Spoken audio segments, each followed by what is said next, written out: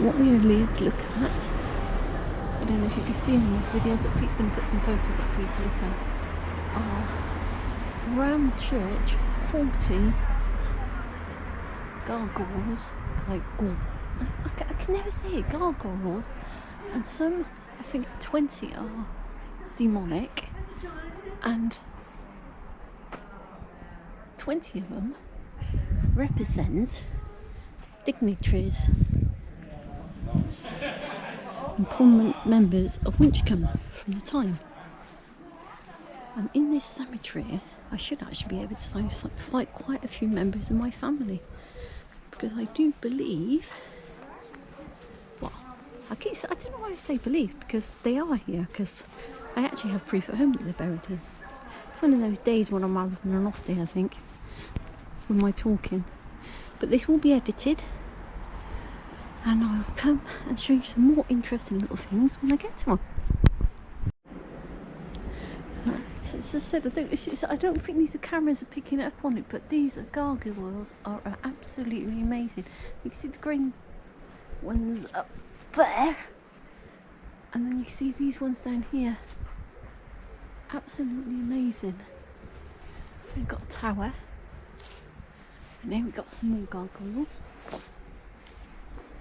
I am actually looking for a certain grave, and I will find it, and I will do a piece on that, but I just want you to see these amazing gargoyles around the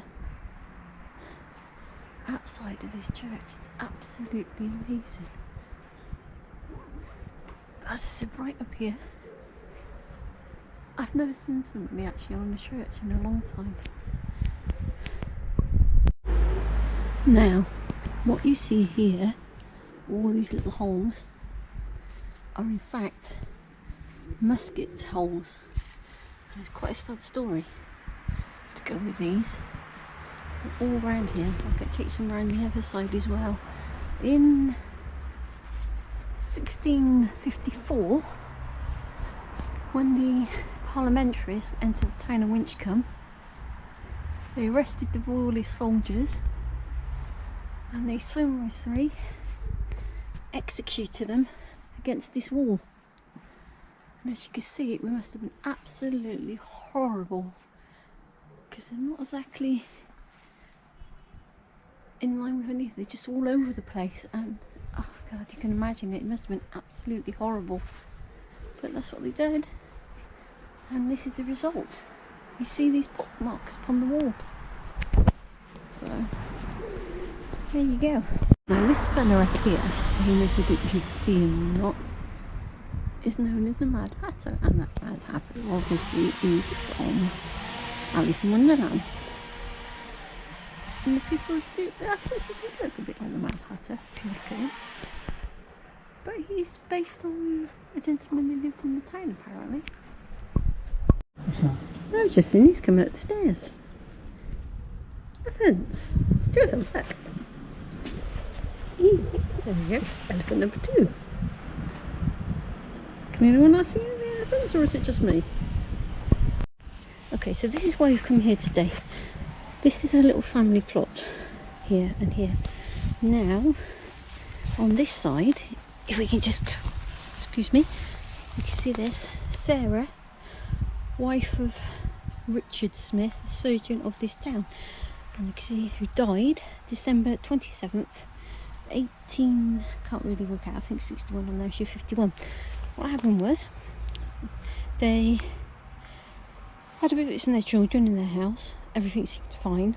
The following morning, the father knocked on the door of the son and said that he'd found the mother dead, when in real fact he'd actually shot the mother with a gun that one of the sons had left at the house the night before. And it's quite a sad story. He was actually in fact insane, Richard, and he ended up in Broadmoor, and where he eventually died. Richard, his wife he murdered. It was not intentional, they don't believe, because he absolutely loved his family, but it's just he was delusional, and then there was nothing they could do for him. So actually, two of his sons and his daughter remember over here, and this is the mother and father. The whole story will be told in the new More Tales from the Tombstone book, which hopefully will be released very soon. So this is another story I want to tell you about, and my my cameraman has actually rang off, so I'm going to have to take some photos of this for myself. And if you can see, this gentleman was Henry Key, and his wife was Anne, wife of the above, 8th descendant of the immortal bard Shakespeare, who died. And if you do read our book, I tell you what, I do apologise, I'm tongue-tied today. There will be a section from Tewkesbury where the rest of Anne's family are buried, including her mum and dad. So we shall now go inside. Okay, so we're inside the church now. I've got some beautiful windows in here, as you can see, beautiful. And I hopefully not going to fall into these steps.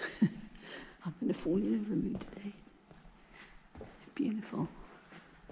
And there we have over there, that's a Jacobean memorial to Sir Thomas William Cauldron. You can see his details. There we go. He's got an empty space here, you can see.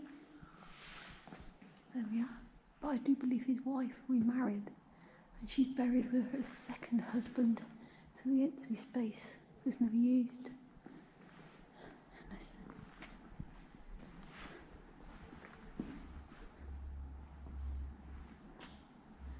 It's got a lot.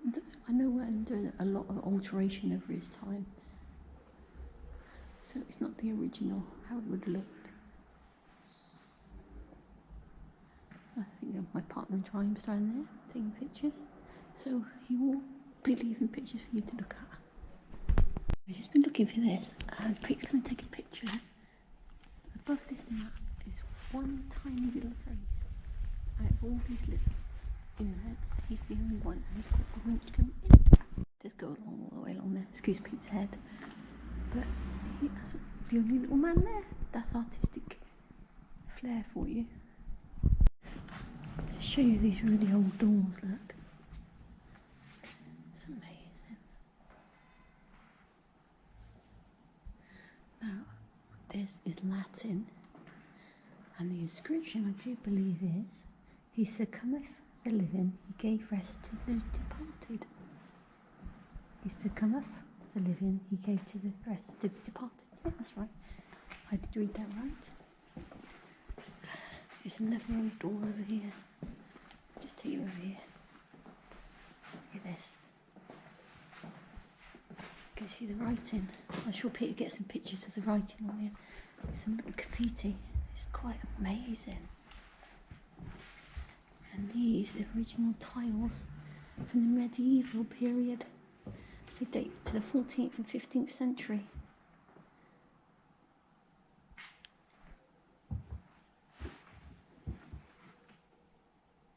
Church warden's chest, and over here, propping up the plants, is a medieval? No, could be medieval. It's definitely a coffin. This coffin was found in the Abbey Church of St Mary the Virgin. Oh, that's interesting. This is, it's a Saxon coffin. So, this was found in the Abbey. That was quite interesting. I wonder if this is Catherine of Aragon. I can't see where it says who the painting is. But I'm having a guess it's Catherine of Aragon. All the way up this wall must be the masons, because it's on this side as well. It's all graffiti, and you can imagine the masons leave their little marks as they went on their work. Okay, one more little video. This is apparently often mistakenly corrected to the cloth of Catherine of Aragon.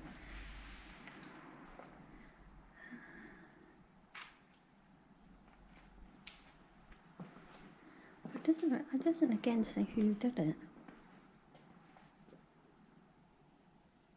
Apparently it was preserved in Suckley Castle, and the cloth was reassembled in the present form at the display in St. Peter's.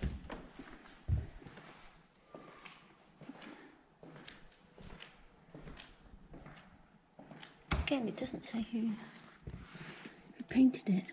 Well, I shouldn't say painted it, but it's all the saints. It's connected to the old abbey. It was kept beyond.